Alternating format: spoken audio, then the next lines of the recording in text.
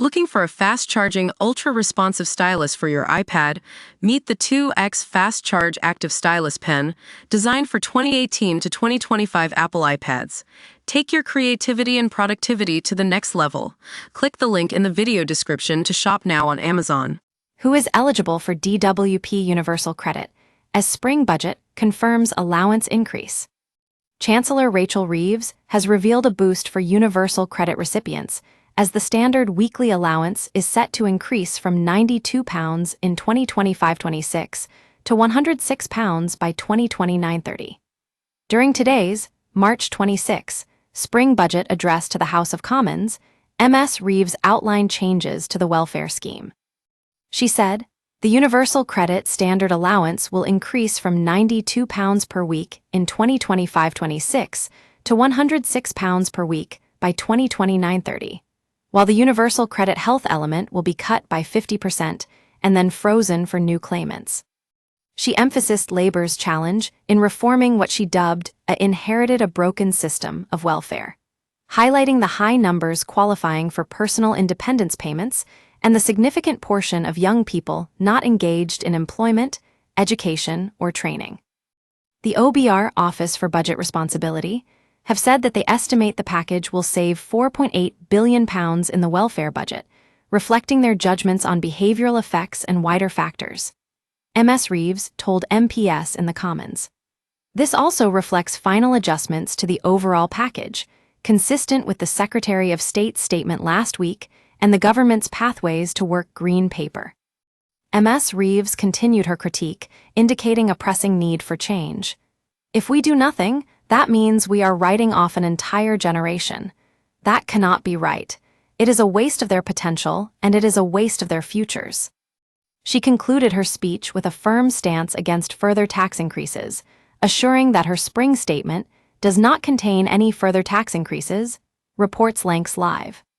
Highlighting Labour's endeavours to tackle tax evasion, she added, "Today, I go further, continuing our investment in cutting-edge technology, investing in HMRC's capacity to crack down on tax avoidance, and setting out plans to increase the number of tax fraudsters charged each year by 20%.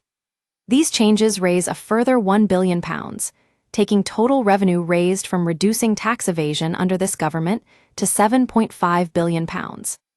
Universal credit stands as a financial lifeline designed for those in need of support with their living costs. Generally paid monthly, recipients in Scotland have the option of semi-monthly payments. You may be entitled to this benefit if your income is on the lower end, you're out of work, or unable to work due to health reasons. In the case of existing benefits, universal credit takes over from several benefits and tax credits. If you are currently in receipt of any of these forms of welfare, no action is necessary unless, on receiving a migration notice, it's vital to switch to universal credit by the date given in your letter to continue receiving financial support. Once you or your partner apply for universal credit, your current benefits and tax credits will stop. Universal credit may be claimable if you experience low income or require assistance with your living costs. This includes individuals who are. To be eligible to claim, you must. If you've received a migration notice letter instructing you to claim universal credit, be aware that different eligibility rules apply. You can use a benefits calculator to determine what benefits you may be entitled to. For EU, EEA, or Swiss citizens, you and your family might need to secure settled or pre-settled status via the EU settlement scheme to qualify for universal credit. It's crucial to check if you're still eligible to apply for the EU settlement scheme. If you cohabit with your partner, both of you must jointly apply for universal credit. A joint claim for your household is required, even if your partner doesn't meet the eligibility criteria. The amount you receive will be influenced by your income, savings, and your partner's financial situation. Even if only one of you has reached state pension age, you and your partner can still apply for universal credit as a couple. Your universal credit payments will stop once both of you reach state pension age. If you're receiving pension credit, it will cease if you or your partner apply for universal credit. We use your sign-up to provide content in ways you've consented to and to improve our understanding of you. This may include adverts from us and third parties based on our understanding. You can unsubscribe at any time. Read our privacy policy.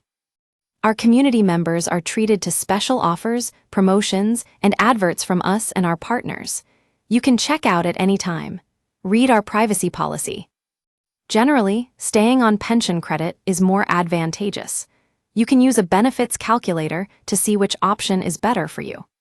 If you're studying or in training, you can claim universal credit if you're in full-time education, and any of the following conditions apply.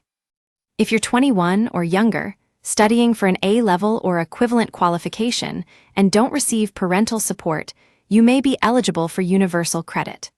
This also applies if you're part-time or on a course that doesn't offer student loans or financial aid. Check the guidance about claiming universal credit as a student. Students with disabilities or health conditions can claim universal credit if they're in full-time education and have been assessed as having limited capability for work by a work capability assessment before starting their course. They must also be entitled to any of the following. 16 or 17-year-olds can make a claim for universal credit if any of the following apply. Members of the armed forces stationed abroad can apply for universal credit using a specific address.